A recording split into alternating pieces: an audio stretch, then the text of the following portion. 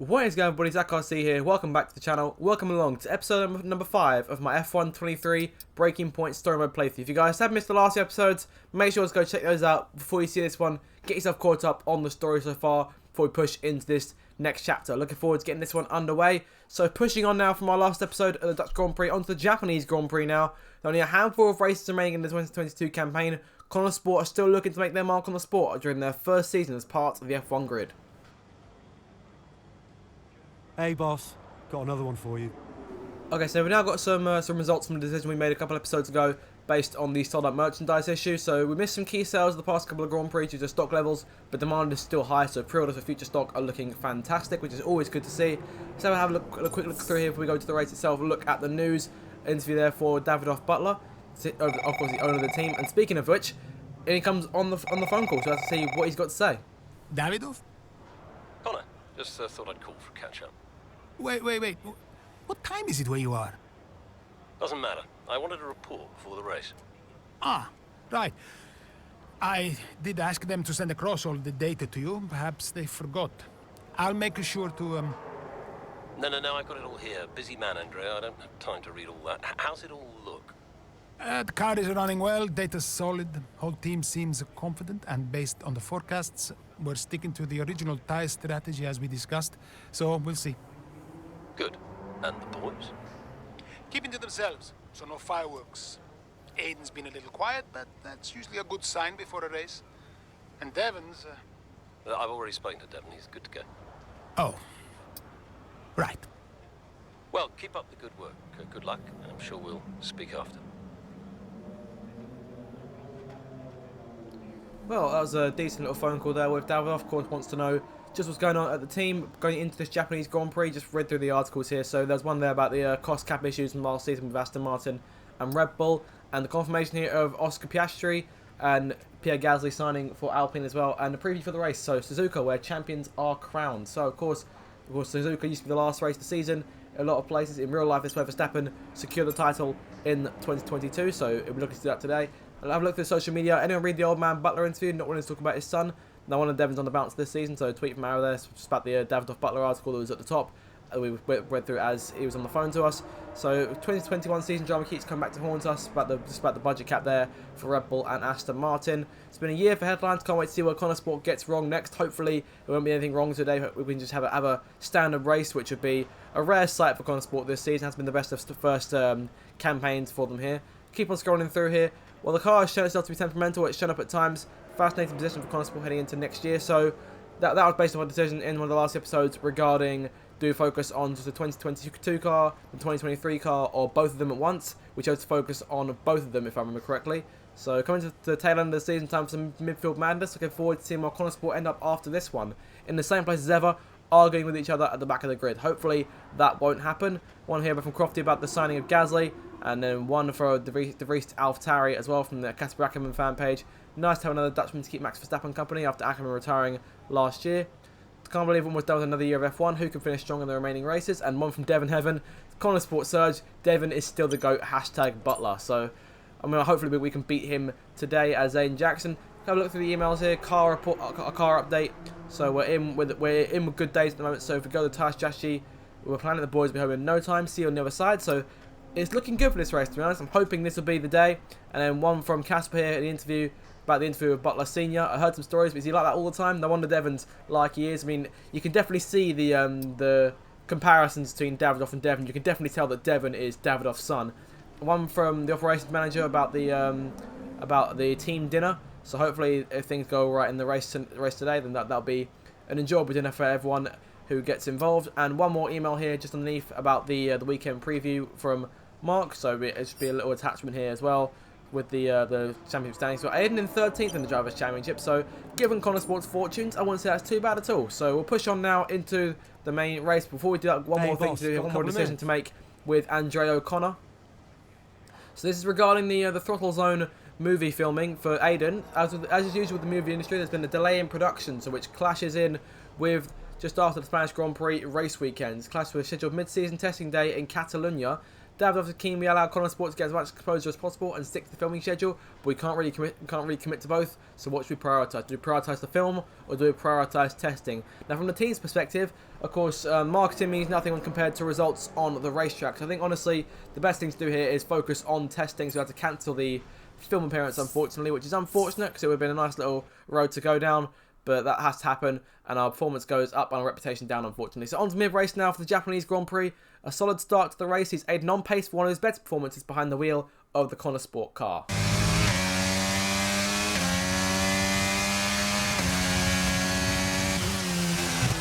mate, I need you to push before the pit window opens. Push, push. On it. There, as I mentioned in this race, overtake Bottas before lap 8 when our pit window opened. We're running a few places back from here. I just saw them on the left-hand side going through the corner. We've got a bit of work doing a couple of places again. First time they're doing Snowden in the AlphaTauri. Bottas is there in 8th place and we are in the 11th spot. So 2 places to close down and chase down the Finn Alfa Romeo so we can get into that pit window and beat this challenge to start us off. So really pushing them through here. Look at the outside going out of spoon. On the exit, look at the ERS deployment. There we go. Around the outside, nice and easy. And we'll start chasing down Carlos Sainz. 1 place out of 3 already taken. And I'll start working on Sainz. On to lap number 6 now. Look at the outside of Sainz. We go towards spoon once again. On to the grass bit there. Sainz forcing himself to the left-hand side of the racetrack. Stick alongside him though. Up the inside. A bit too deep in the corner on the exit as well. Being very close to contact. Sainz got a bit wide as a result. But he's managed to keep it in front of him and get clear of him out the corner. He might come back at us with the Ferrari power. I think we're okay here. So we're getting away quite nicely. 2 tenths already on Sainz and start chasing down the last car in the objective. That's Valtteri Bottas here on lap number 7. We'll go a bit wide there off into the gravel, but still very close to him. We'll go for the ERS, look to the outside and get enough room. Look to the inside instead, going right late on the brakes there, underneath him and up into P8. And Butler's just up, not too far ahead either.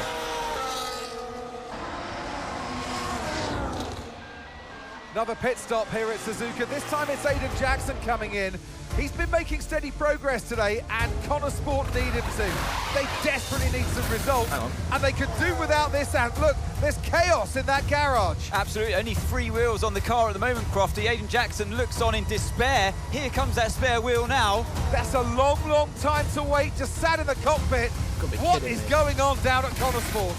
Well, the tyre is finally out of the garage and on the car, and Aiden Jackson's back out in the race, but it's a long time in the pit, and that will cost them dearly.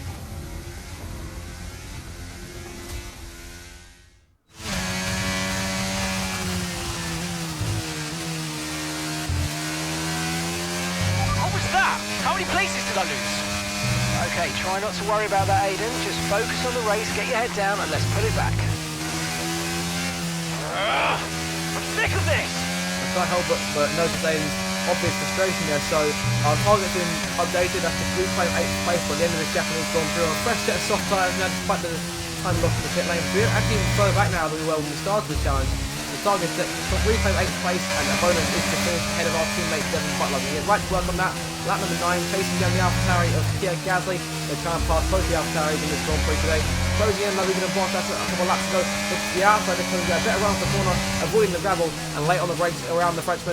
So we've got a bit too deep though. Gasly's a no chance on the inside, but doesn't get enough a run on the exit. We'll stay in P12 here. And next time we're doing the hard tyre McLaren of Lando Norris, who has got Yuki Tsunoda's company just in front of him. Norris looks to the inside on lap number 10, and we can't find opportunities to try and get away around Tsunoda here. Definitely have to lie in wait. They look to the inside like we did on both Gasly and Bottas, and going towards the left hand of the hairpin there.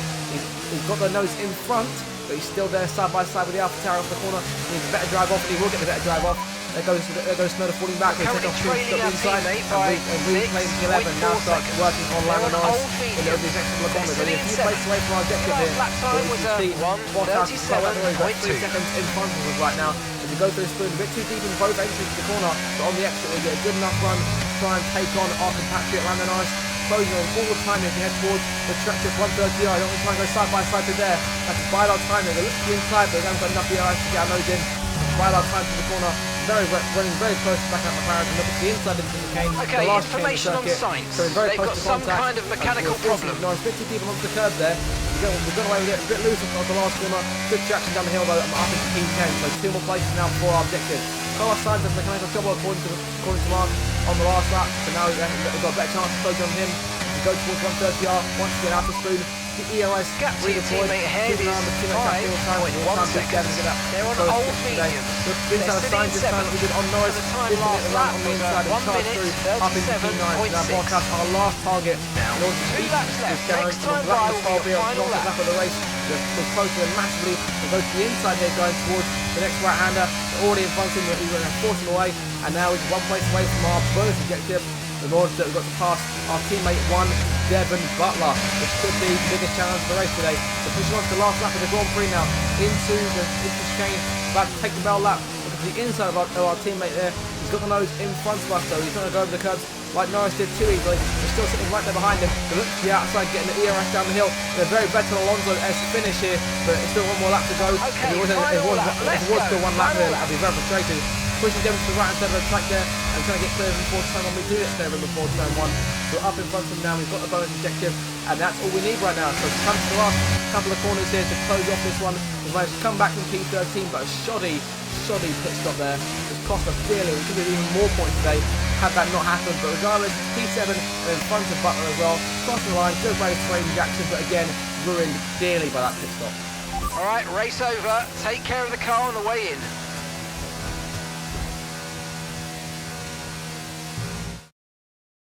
Well, it's still too close to call at the top of the table. Meanwhile, at the other end, Nat, you can really understand Aiden Jackson's frustrations today. Yeah, they've had car problems all season long, Crofty. They've had a bad mix-up in the garage today. Konner Sport won't be proud of that one. And Konner Sport won't be proud of that. It's the longest pit stop we've had this season. Not the sort of record any team wants to set. Well, Aiden, I'm sure you already know what I'm going to ask. That pit stop looked like a nightmare. So what on earth happened today? I think the simple answer here is just obviously that clearly a problem in the pits. All I can do is focus on driving because it was a problem in the pits outright. There's nothing we could do.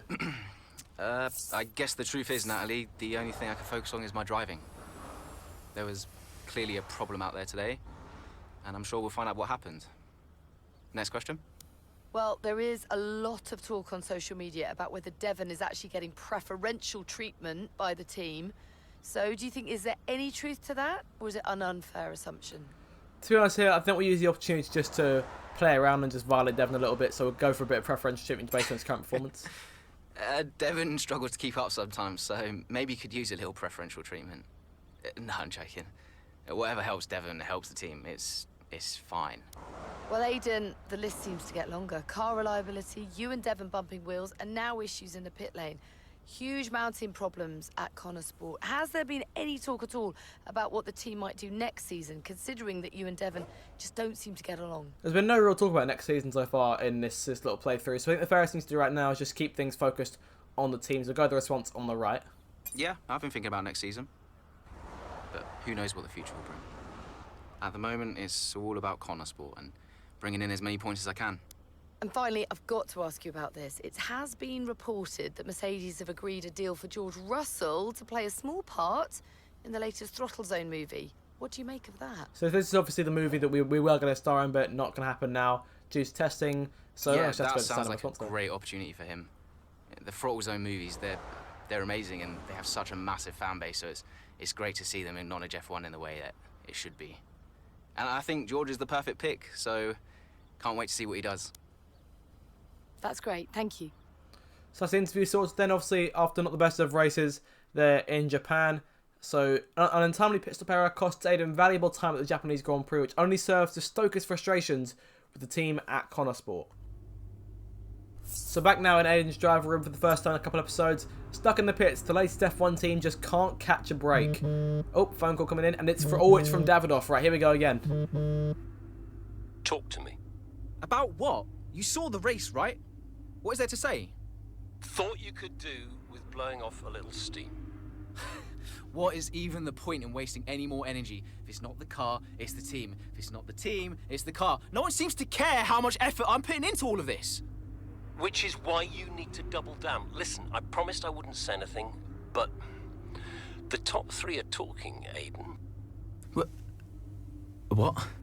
They've already reached out to us. Looks like there might be some last-minute negotiations on the cards, but keep that to yourself, okay?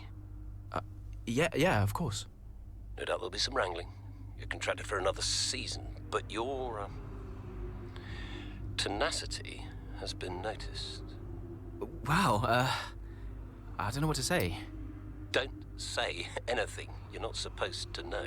I hate to admit it, but Konner Sport can't keep up with you, Aiden. Just do me a favour, would you? Yeah, sure. What is it? I need you to push as hard as you can to get as much out of you before I lose you to a better team. Can you do that for me? Of course. No problem. Good boy. You know I'm here whenever you need me. Speak soon. Well, a lot of stuff to be said in that little phone call there. Davidoff does seem firmly in Aiden's corner, but you never know whether that's just the way he is being a butler, or whether he's actually is in Aiden's corner. So have a look here at the social media. Didn't have that on my Konner Sport bingo card. A team that's absolutely full of surprises and none of them good. Fair play to Aiden, getting points there today was looking doubtful. So imagine what he could have done with a normal pit stop. Konner must be on the warpath after that. And then one from congratulating Verstappen on another World Championship. Dominant performance all season. Leclerc might have been able to challenge him at the start of the year, but Ferrari made mistakes.